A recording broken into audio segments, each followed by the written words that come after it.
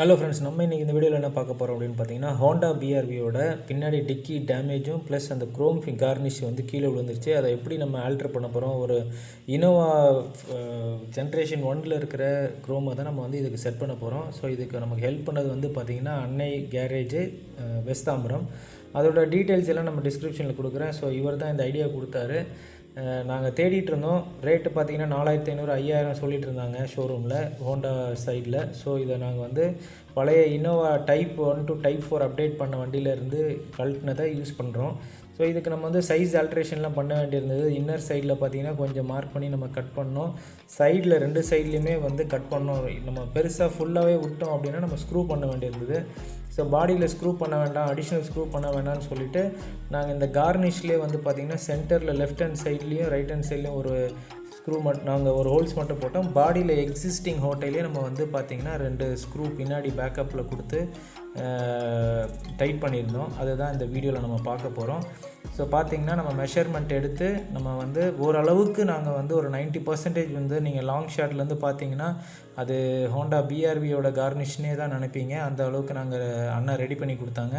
அண்ணன் பேர் சேகர் அண்ணன். ஸோ இதான் அவர் பாருங்கள், ஈஸ்ட் தாம்பரத்தில் உங்கள் வீட்டிலே கேரேஜ் வச்சுருக்காங்க. உங்களுக்கும் இந்த மாதிரி ஏதாவது ஆல்ட்ரேஷன் பண்ணால் அவரை காண்டாக்ட் பண்ணுங்கள்.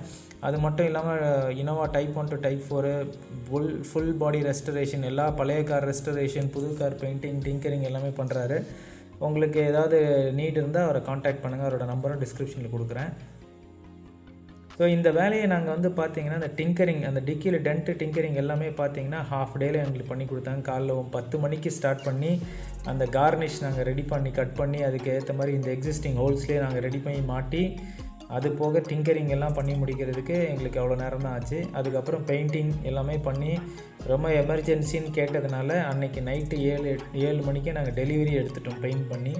ஸோ அதை தான் நீங்கள் பார்க்க போகிறீங்க.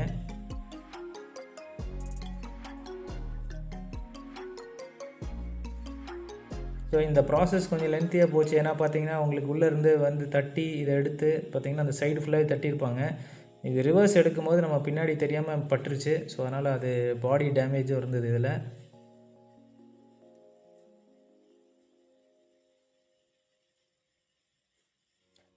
ஆனால் பார்த்திங்கன்னா ரொம்ப எக்ஸ்பீரியன்ஸ்டு டிங்கரு. நம்ம தேவையில்லாமல் வந்து பார்த்திங்கன்னா இந்த சில பேர் பம்பரில் வந்து அந்த போல்ட் மாட்டுற காதுன்னு சொல்லுவோம், அது இல்லைன்னு சொல்லிவிட்டு பம்பரில் ஸ்க்ரூ பண்ணுவாங்க. அதெல்லாம் பண்ணவே மாட்டார்.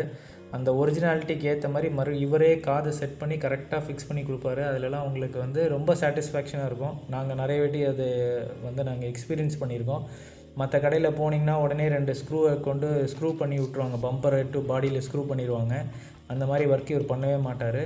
அந்த ஒரிஜினாலிட்டியை ரொம்ப மெயின்டைன் பண்ணுவார். பம்பர் பீஸே இல்லாமல், காது பீஸ் இல்லாமல் எல்லாம் இருந்தது எல்லாத்தையும் ஜாயின் பண்ணி கட் பண்ணி பிளாஸ்டிக் வெல்டிங் பண்ணி ரொம்ப பக்காவாக பண்ணுவாங்க.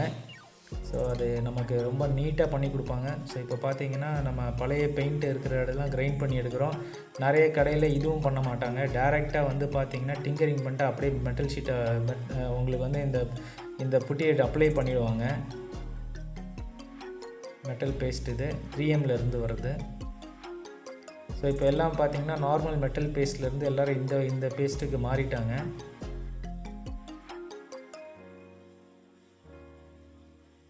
பாடி ஃபில்லர்னு இதுக்கு பேர் இப்போது.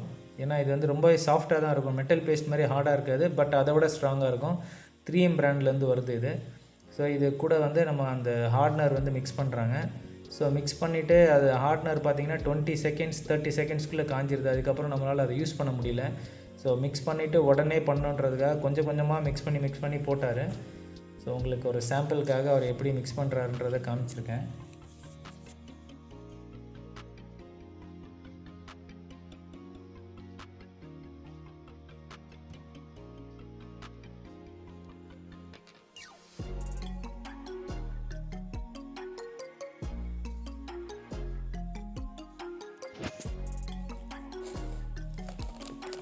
இதுக்கு ஒரு 4 வாட்டி போட்டிருப்பார் அந்த பேஸ்ட்டு,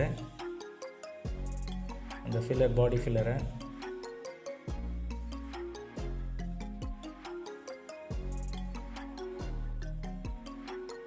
ஸோ முடிஞ்ச அளவுக்கு நீங்களும் வண்டி எங்கேயாவது கொடுக்குறீங்க அப்படின்னா அந்த டென்ட்டு ரொம்ப இருந்து நிறைய ஃபில்லர் போடாதீங்க. டென்ட்டை வந்து நல்லா ஈவனாக மேக்ஸிமமாக ஷீட்டை அந்த மெட்டல் ஷீட்டை எவ்வளோ தூரம் வந்து ஸ்ட்ரைட் பண்ண முடியுமோ நீங்கள் அடிச்சுட்டு நீங்கள் ஃபில்லர் போடுங்க. அப்போ தான் நாளைக்கு வந்து பார்த்திங்கன்னா பிற்காலத்தில் வந்து ஹீட்டில் இருக்கும்போது அந்த கிராக் வராது, பெயிண்டில் கிராக் வராது, இல்லை அந்த பட்டி வந்து உடஞ்சி விடாது.